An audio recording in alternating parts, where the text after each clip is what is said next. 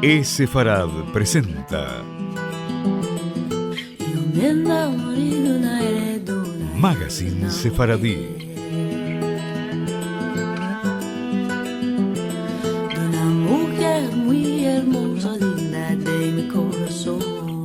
Una producción de Radio High y Radio Sefarad.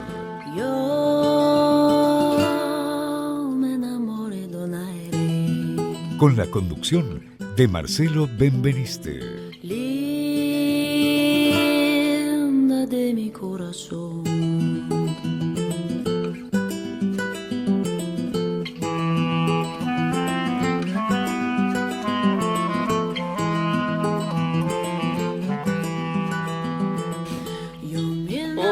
Hola amigos, bienvenidos a esta nueva emisión de Sefarad Magazine Sefaradí. Esta es la emisión número 431. Y allá por abril del 2017, el diario El País de España publicó un artículo de Antonio Pita que pasó quizás algo desapercibido, pero que rescata uno de los misterios que se asumen como ciertos porque sí, y que sin embargo pocos conocen la explicación del por qué es así. Me refiero al nombre de Sefarad, al que casi nadie duda que se refiere a la actual España, o al menos a la península ibérica, aunque últimamente se han escuchado voces que ponen en duda esta cuestión. La traslación al arameo de la palabra, que aparece una sola vez en la Biblia, dio origen a esta confusión. Es por eso que este artículo nos va a traer luz al menos de dónde se basa esta discusión, y esto es lo que vamos a comenzar nuestro Sefarad Magazine Sefaradí de hoy.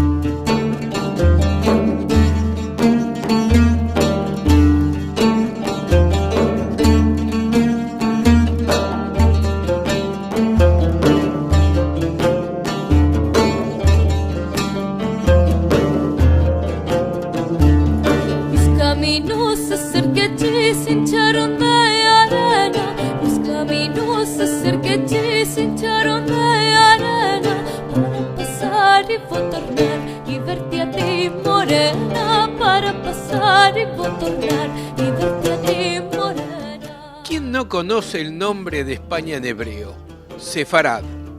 Remite a un pasado multicultural que cada vez genera mayor interés, como lo prueba la gran cantidad de acciones, tanto comunitarias como de la red de juderías, con la cantidad de visitantes que recorren las distintas ciudades, inclusive los esfuerzos que hacen los respectivos ayuntamientos para promover sus ciudades. Hoy, claro, esta palabra da nombre a millones de judíos, los sefaradíes, descendientes de los expulsados en 1492, muchos de los cuales estos días están optando por la nacionalidad española. Lo más probable, sin embargo, es que originalmente Sefarad no fuese España, es decir, que la identificación entre ambas palabras provenga de un simple error, licencia o reinterpretación en una prestigiosa traducción bíblica efectuada hace 2000 años, según coinciden la mayoría de investigadores sobre el tema. Con el paso de los siglos, el cambio ha acabado convertido en una realidad, ya a esta altura, sin vuelta atrás. Sefarad es lo que los lingüistas llaman un apax legomenon, una palabra que solo aparece una vez en la lengua, autor o texto. En este caso, en la Biblia.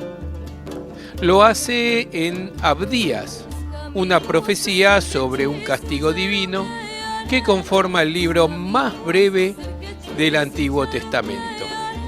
Está escrito en hebreo en torno al siglo VI antes de la Era Común y contiene la siguiente frase: la multitud de los deportados de Israel ocupará Canaán hasta Sarepta, y los deportados de Jerusalén que están en Sefarad ocuparán las ciudades del Negev. La única pista, pues, es que un grupo de judíos había sido expulsado en el período neobabilónico a un lugar llamado Sefarad, cuya ubicación no está especificada. José Ramón Ayazo, profesor de Historia de Israel y del pueblo judío en la Universidad de Granada, nos recuerda que era una práctica habitual en los reinos orientales, tras una victoria militar, deportar no a toda la población, pero sí a las élites.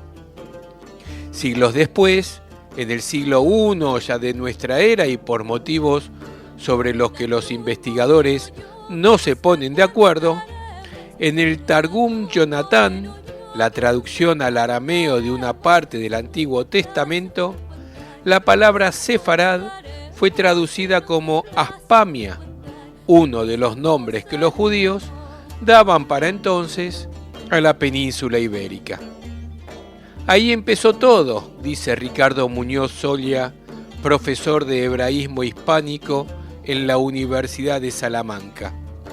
El Targum Jonatán era como el texto canónico y lo utilizaba la diáspora judía. El uso entre los judíos de la palabra Sefarad para definir a la península ibérica comenzó a aparecer en escritos de la famosa Edad de Oro del judaísmo andalusí en la Edad Media. Cuando estaba en el extranjero, el filósofo cordobés Maimónides firmaba sus cartas con la coletilla El Sefardí. No obstante, el uso masivo del término como elemento identitario no se produjo hasta la expulsión de los judíos en el siglo XV, según explica la novelista y especialista en estudios sefaradíes del CSIC, Paloma Díaz Mas. Sefarad es un término polisémico que va evolucionando con el tiempo, adaptándose a realidades políticas y geográficas cambiantes. Javier Castaño, investigador de historia judía en el CSIC y director de la revista Sefarad entre los años 2006 y 2015, nos da todavía más precisiones. Dice que según el momento, se ha empleado como equivalente hebraico de Al-Ándalus y también de Hispania, o bien de toda la península y, más modernamente, de España. Ahora, ¿qué llevó al traductor a identificar Sefarad con España? Díaz Mas cree que no se trata de un error, sino de una adaptación voluntaria como las que experimentaron otros términos de la Biblia. Usa la palabra para reflejar el extremo del mundo conocido, en ese entonces el lugar más lejano de Jerusalén, y eso, para ese entonces, era la península ibérica. Una idea en la que abunda Ayazo es que es absolutamente imposible que Sefarad fuese España, porque en el siglo VI, antes de la Era Común, los imperios de la zona no deportaban más lejos del Mediterráneo oriental o del Próximo Oriente. Lo que pasa es que, cuando ya existe el Imperio Romano, el traductor piensa: ¿dónde sería lo más lejos para mandar a un deportado? Pues lo que se creía en aquella época, la península ibérica. En 2014, Mariona Bernet, investigadora Ramón y Cajal de la Universidad de Barcelona, publicó un artículo académico en el Journal of Semitic Studies de la Universidad de Oxford, en el que sugiere que el traductor asoció la palabra Sefarad con las Hespérides, las ninfas de la mitología griega que habitaban un jardín en algún lugar al oeste y que el geógrafo Estrabón ubicó en Tartesos, en el sur de la península ibérica. Aunque el término Hespérides no aparece en la literatura en hebreo de la época, sí lo hace en textos en griego de autores judíos, por lo que no es raro pensar que conociese la palabra Hespérides y le viniese a la cabeza al traducir Sefarad al arameo. Vernet explica que las dos palabras tienen las mismas consonantes. Al traductor, con su bagaje de época alejandrina, la palabra debió de remitirle rápidamente no tanto al concepto mitológico de las ninfas, como a la idea del extremo más occidental. Entonces, ¿dónde estaba en realidad la Sefarad bíblica? Hay básicamente 4 hipótesis, pero la que genera mayor consenso académico es que se trataba de Sardis, una desaparecida ciudad en la actual Turquía cerca de Esmirna. Sardis era la capital de Lidia, un imperio que existió en Asia Menor en el primer milenio antes de nuestra era. En unas excavaciones allí se encontró una inscripción con el nombre de la ciudad en arameo, SPRD, las mismas 4 consonantes que en el texto bíblico en hebreo. En las lenguas semíticas, como el hebreo o el arameo, como saben, no se suelen escribir las vocales. Además, se han encontrado allí restos de una gran sinagoga del siglo II, lo que podría indicar la llegada de judíos a la zona siglos antes. Otra de las hipótesis sitúan a Sefarad en lo que hoy es Libia o en el extinto imperio asiático de Media. Pero a lo mejor Sefarad sí que era España. Lo defendió hace medio siglo el investigador estadounidense David Neyman en un artículo en el Journal of Near Eastern Studies. Su tesis era que los tirrenos, uno de los denominados pueblos del mar, lograron llegar a la península ibérica gracias al control que ejercían sobre el oeste del Mediterráneo desde sus bases en Italia, en Cerdeña y en Córcega. Allí, cerca de la actual Tarragona, establecieron un lugar mencionado por Estrabón como Tierra de Esparta. Esparta, argumenta Neyman, bien podría ser una evolución de Sfarda. Los judíos que se instalaron en España en tiempos del Imperio Romano estaban familiarizados con el país, especialmente con sus puertos. Por alguna razón aún desconocida, emplearon el nombre de una localidad en particular para designar a todo el país. Y esto no es un proceso excepcional. De hecho, Asia recibe su nombre de una pequeña región de Anatolia y Grecia el suyo del asentamiento de Magna Graecia en Italia. De esta forma defendía el investigador esta posibilidad.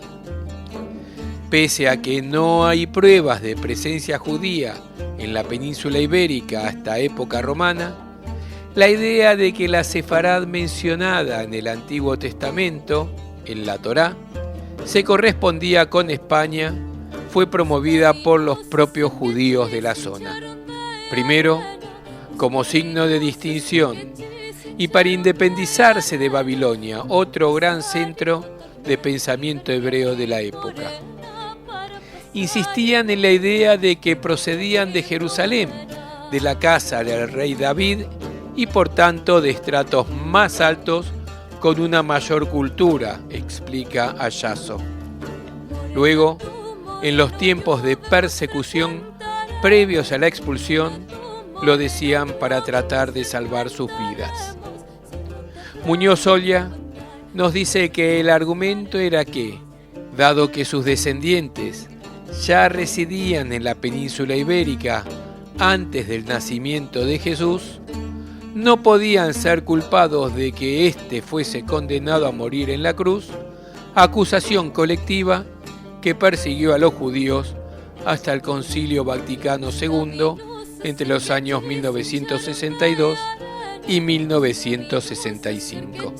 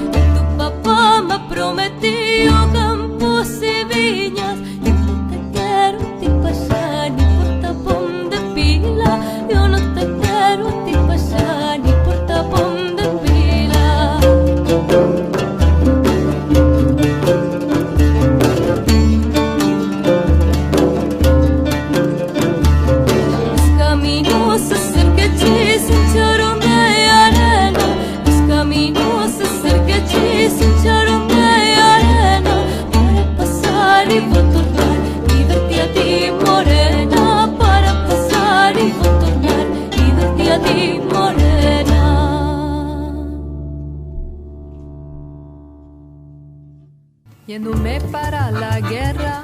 Nuestras vías de comunicación son múltiples. Por mail a magazine@esefarad.com, en nuestro sitio de internet www.esefarad.com, y nos encontrarán muy fácilmente en Facebook y en Twitter buscando por Esefarad.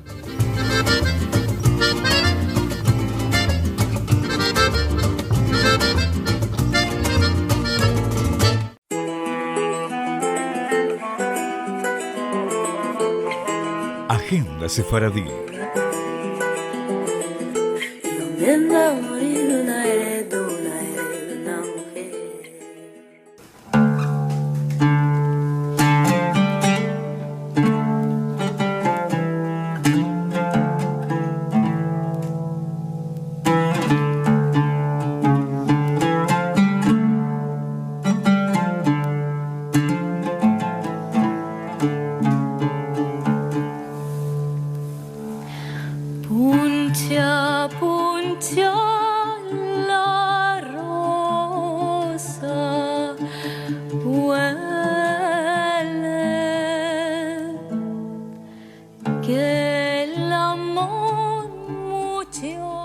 Dos nuevos cursos están por comenzar de Ladino. El seminario de Ladino, que ya es sensación a esta altura después de más de 2 años, el seminario Sabor de Ladino, donde se habla de tradiciones, festividades, poesías, cuentos, artículos, noticias, literatura, teatro, expresiones, juegos y canciones.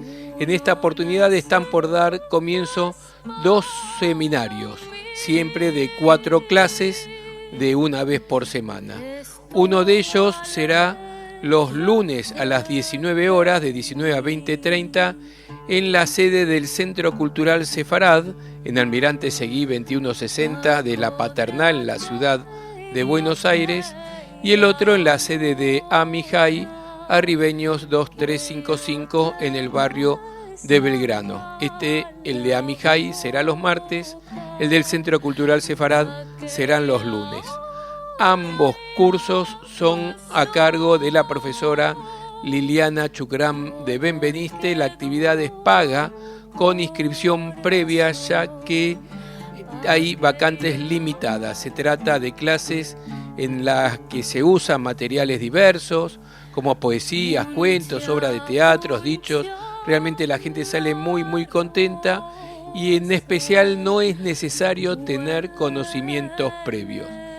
Además, se otorgará certificado de participación al final del curso, el que puede ser presentado para ser evaluado en conjunto con otras pruebas como medio probatorio para la solicitud de nacionalidad española para sefaradíes. Cualquier duda nos escriben, ya sea a Amijay en contacto@amijay.org o a esfarad@esfarad.com. Allí pueden consultar para cualquiera de los 2 seminarios que se dictarán entre julio y agosto. Presto aléjate de mí.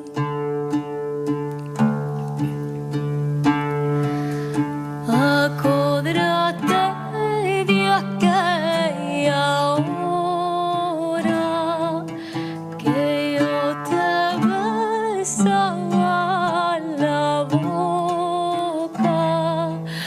Aquella hora ya pasó, dolor quedó al corazón. Aquella hora ya pasó, dolor quedó al corazón.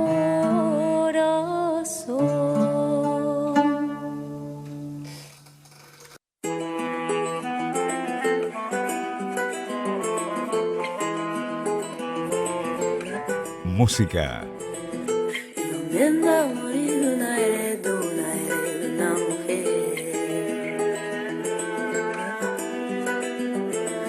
una mujer muy hermosa, digna de mi corazón. Con la cuba y la furcha, con la cuba y la furcha, preguntando en Calador salió una madame, preguntando en Calador salió una madame. En Calador me quieres encalar. Y nos vamos, como siempre, escuchando muy buena música sefaradí. Hoy vamos a escuchar a Balsamia, un grupo muy interesante del que tenía pocos antecedentes y nos hicieron llegar algunas demos. Y es un grupo que está formado por Clara Campos en voz, César Carazo en voz y viola, Aníbal Soriano en guitarra y Álvaro Garrido en percusión. Sabíamos, claro, de Clara Campos, la joven natural de Paterna del Campo, que ya hemos hablado aquí en Sefarad Magazine Sefaradí. Clara Campos se inició con el fado y solía presentarse junto a Emilio Villalba y a la cordobesa Sara Marino. La artista tuvo clara su vocación siendo ella aún muy joven, gracias en parte, según reconoce ella misma, al buen ambiente musical que siempre se ha respirado en su hogar. Ya a los 15 años de edad, Clara comenzó sus estudios en percusión en la Escuela de Música de Escacena del Campo, y fue allí precisamente donde, gracias al empuje de uno de sus profesores, se inició en el fado, la música tradicional portuguesa que Clara ha interpretado con éxito en más de un escenario. Siguiendo con su formación, a los 17 comenzó a especializarse en canto de la mano de Rosana Francesca, docente venezolana de la Escuela Municipal de Música de Pilas.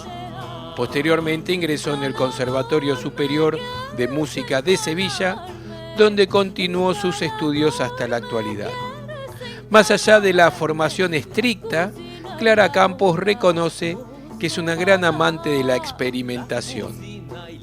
En lo que a su interés por la música medieval se refiere, la onubense cuenta que todo surgió de forma fortuita al conocer y trabajar con Emilio Villalba, ya que antes nunca había cantado música medieval y había escuchado poco. Ahora encontramos a Clara Campos haciendo música de las tres culturas, andalusí, sefaradí y cristiana. Y hoy, para despedirnos de Sefarad Magazine Sefaradí, vamos a escuchar a Clara Campos de la mano del grupo Balsamia, con un material, como le decía, recién recibido, el mismo grupo que interpreta El Encalador que estamos escuchando de fondo. Pero antes de dejarlos con el tema ¿Quién me va a querer a mí? Por Balsamia, yo me despido. Yo soy Marcelo Benveniste. Los espero como siempre una vez más en nuestro próximo Sefarad Magazine Sefaradí de la semana que viene, como siempre a lo largo de todo el viernes en radiosefarad.com y los domingos a las 6 de la tarde por Radio High, la radio judía de Latinoamérica, tanto en su portal de radiohigh.com como en su frecuencia modulada de 96.3 MHz en la radio de propagación de la ciudad de Buenos Aires y alrededores. Como siempre los esperamos en nuestro portal Sefarad, en facebook.com/Sefarad y en Twitter como @Sefarad. Escuchamos entonces, para despedirnos, a Balsamia en el clásico sefaradí, ¿Quién me va a querer a mí? Semanada buena.